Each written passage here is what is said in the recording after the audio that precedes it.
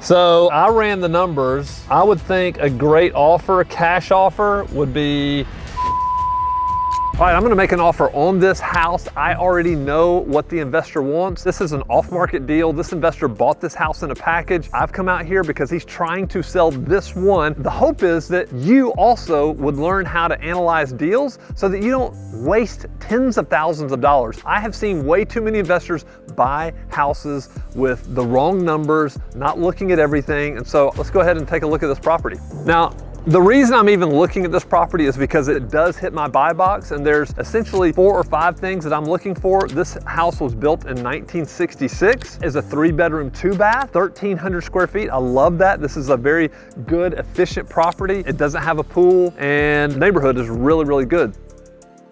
So one of the first things that I notice here is this used to be a carport right here. I don't give it a whole bunch of credit. It just kind of is what it is. It's pretty common around here. Some you'll see with carports, some you'll see with garages, and others you'll see that they put rooms in there. So the first thing that I noticed coming here in the back is, hey, great backyard, fenced in backyard. There is a problem though. Right behind it is commercial property. It's a little bit loud. Typically you don't want your residential to be backed up right next to commercial property, but it's not insurmountable. Like, this property will still rent because it's a great neighborhood and people rent these houses.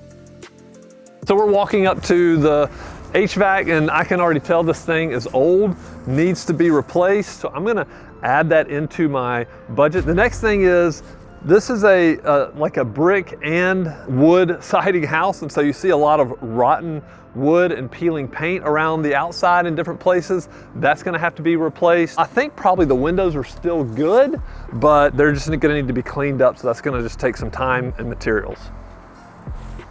All right, I'm looking at the roof right here, and I can already see there's different patches along this roof. It looks like it's in pretty rough shape, so I would be surprised if there's not problems with this roof. I'm gonna probably add a roof into my estimate. So when you take these 2 big items, HVAC plus a roof, so those are pretty big ticket items right off the bat to get this house up and running. The good news is those are CapEx expenditures. Once you make them, you're good for a long period of time, but you do need to make them. Let's go in the front door. You can tell somebody tried to get in here already. It kind of ripped the storm door off here. We knew that coming in, so it wasn't that big a deal. Let me show you inside the house. So when I come in a house, what I want to do is I want to look all around me here, and then I want to look up and I want to look down. And so what I'm looking for is, I'm looking, does this place need to be painted? Are there things that need to be repaired in the sheetrock? Actually, it looks pretty decent. If I look down, the hardwood floors are okay. Probably just need to clean these hardwoods up. They don't need to be refinished just yet, but we're probably gonna paint some along. There's some sheetrock I've got to repair, some holes I need to repair in the wall, but the big problem is when I look up. And you can see right here, we've got issues with a roof that leaked. Now this is on the front end. I saw a bunch of patches on the back end, so it's definitely probably leaking back there, leaking up front. So this just confirms to me that we need a new roof. All right, let's walk into the kitchen. People love kitchens, and I look at these cabinets, and honestly, the cabinets are in pretty decent shape. I think though that they could be painted, and I think new hardware put on them. They're not super modern, but it is what it is. The sink is okay. Gonna need a new dishwasher, may need a new stove and new refrigerator. I would probably try to salvage those and keep them in the property. Okay, so this is the additional room. This used to be the carport. They've just got some, they've got some vinyl down. It's just brown. I'd probably paint this.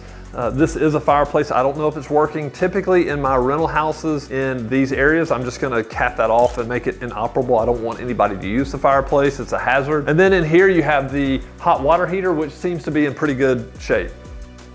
All right, let's keep walking. Looking at the windows, as long as these windows open, I think they're fine to keep. And everything else here looks okay. This room is gonna need to be painted, and there needs to be some patchwork done. We've got some patchwork to do here in the hallway. Other than that, the paint actually looks good. Here's the first bathroom. I would say house 1966 house, this is what you get. And this is actually fine. Maybe some new hardware here, new faucet, but everything else is okay. Everything else is pretty standard for these types of rental houses. Gonna have to paint in here. Other than that, looks pretty good. This is the master, and you do have some damage on the floor, but not too terribly bad. Probably clean this up. Here's the master bathroom.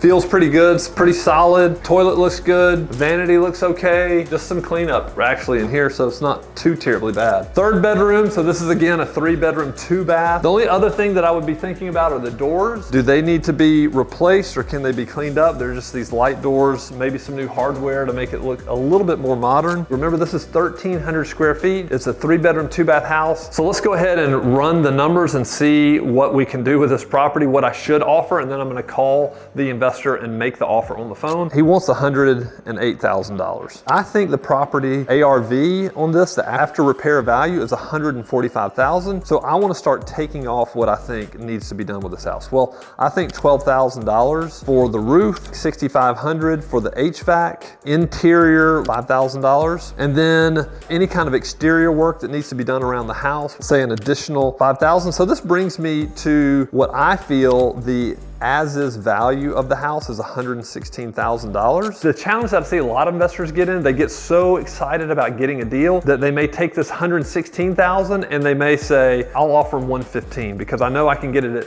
I can get it $145,000 in it, and then I can rent it for $1,300 and it's really close and my numbers can kind of work. Don't do it. Be disciplined to make the right offer. So what I'm gonna do is I'm gonna come back here and I'm gonna say, here's this offer, or this as-is value times 0.7 is around $81,550. Let's go plus 28.5. So I'm gonna be all in at 110. If I wanted to do it private pay, I could probably rent this for around $1,100 to $1,200. And if I wanted to go Section 8 and go through the process of Section 8, I could probably rent this for $1,300 because it's a 3-2 and it's 1,300 square feet. I think I could probably get $1,300 a month for it. So those are the numbers. I should offer around $80,000 cash to this investor. And now again, he prefers to do owner financing because he likes the interest, and it's kind of like, hey, every single month people pay a lot of interest the first 5 years of that loan. But we'll see what he says. Let's go ahead and make that call and make that offer. So I wanted to talk to you about an offer on this property. I ran the numbers. I came up with around 28,000 of repair needed off the top of my head. I would think a great offer, a cash offer, would be $80,000. Okay. I'm not going to disagree with you. I'll take the $80,000 cash as the down payment, finance $28,000 at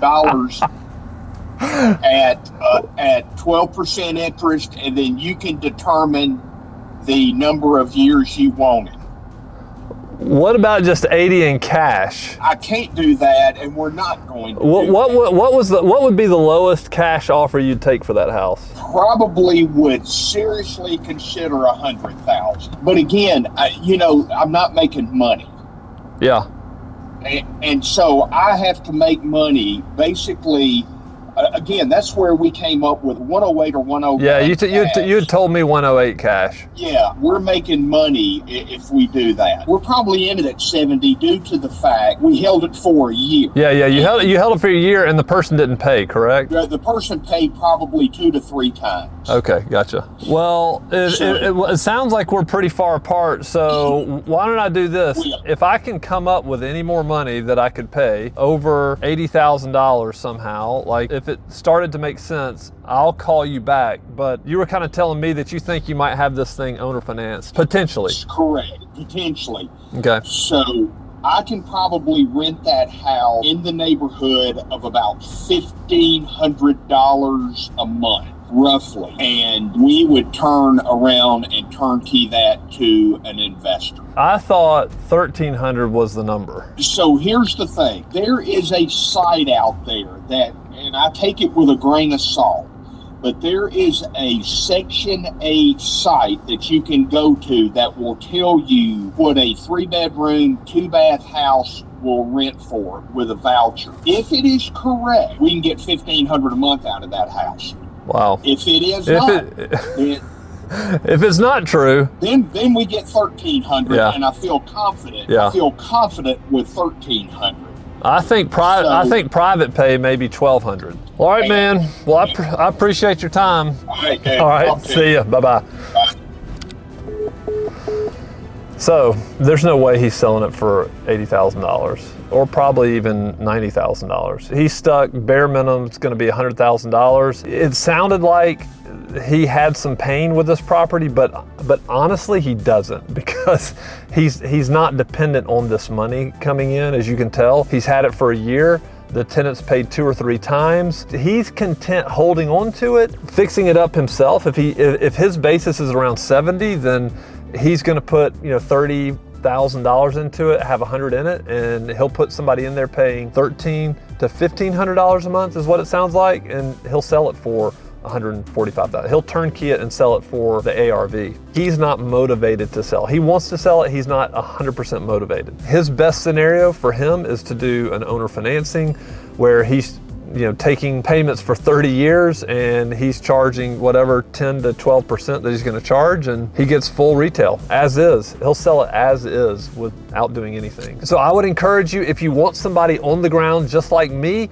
doing this, then we have a whole host of investor-friendly agents that can help you, that can go walk properties, boots on the ground. That's one of the unique things about Evernest.